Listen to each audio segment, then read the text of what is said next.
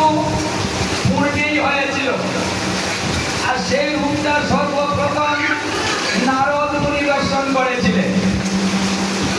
আজকে আমরা যে রূপে পূজা করছি এটা নারদ মুনি সর্বপ্রথম দর্শন করেছিলেন। আর এই তত্ত্বটা ভাগবতেই বলেছিল।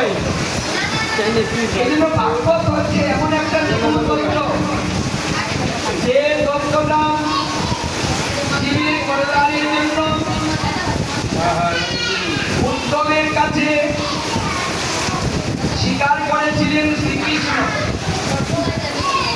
আমি কলিজীবকে উদ্ধার করার জন্য ভাগবত রূপে আবার কলিকালে প্রকাশ পাব। আর এই ভাগবত যে আশ্রয় গ্রহণ করিবে কলির সমস্ত বিপদ থেকে সে মুক্তি লাভ করিবে। ভাগবতে 2টা তুলসী পত্র 4টা তুলসী পত্র দিয়ে যদি কেউ করে তাহার পূজন তার ঋণ শোধ করিতে করিব চিন্তন। প্রতিদিন ভাগবতে তুলসী পত্র অর্পণ করিলে শ্রীকৃষ্ণ সেই ভক্তের কাছে ঋণী হয়ে যায়। ঋণ শোধ করার জন্য তাকে চিন্তা করিতে হয়। কি একটা সহজ তত্ত্ব কথা, কত সরল কথা। কারণ 2টা তুলসী পত্র যদি আমরা তুলে নিই ওখানে টাকা খরচ করতে হয় না, কষ্ট হয় না, পরিশ্রম হয় না। 2টা তুলসী পত্র একটু চন্দন মিশ্রিত করে আপনি ভাগবতের উপরে দেন, আমার গোবিন্দের চরণে অর্পণ করুন, প্রতিটা জীবে করুন। তাহলে কি হবে? হচ্ছে সেই ভক্তের কাছে আমি ঋণী হয়ে যাব এবং তার ঋণ শোধ করতে আমি সদা সর্বদা চিন্তা করতে থাকবো। মানে কি দেওয়া যায়?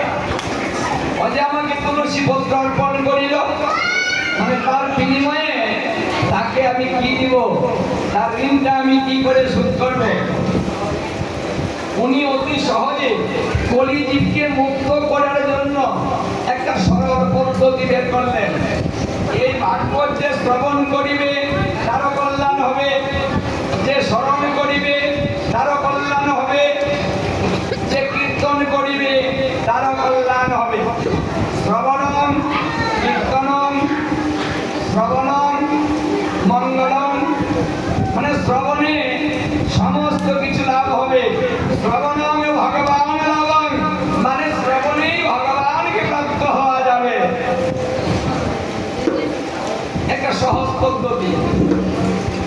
দেখুন গীতা ভাগবত যেখানে অধ্যয়ন হয় সেখানে আসলেও লাভ, সেখান থেকে যেতেও লাভ, সেখানে বসে থাকলেও লাভ, সেখানে চেয়ে থাকলেও লাভ। মানে এখানে যাহা কিছু করিবেন সমস্ত কিছু লাভ। এটাই এত লাভ যে অন্য কোনো ভাবে তার সাথে তুলনা করা সম্ভব নয়। শ্রীকৃষ্ণ সেই কথা স্বয়ং বলেছিলেন সরস্বতী গঙ্গা তীরে চতুষ্টয় মুনির কাছে, সনত কুমারের কাছে। হে সনত কুমার, যে স্থানে ভাগবত অর্জন হবে, অধ্যয়ন হবে, শ্রবণ হবে, সেই স্থানে আমি উপস্থিত থেকে সবাইকে কৃপা করে দেব। মানে ভাগবতে আসার সঙ্গে সঙ্গে সেই ব্যক্তি আমার কৃপা প্রাপ্ত হবে।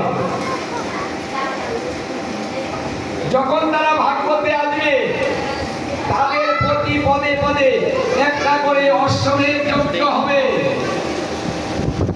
ভাগবতে আসলে প্রতি পদে পদে একটা করে অশ্বমেধ যজ্ঞ হয়।